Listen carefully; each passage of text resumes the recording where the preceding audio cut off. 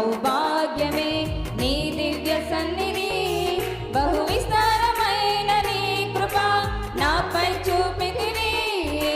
భాగ్యమే సౌభాగ్యమే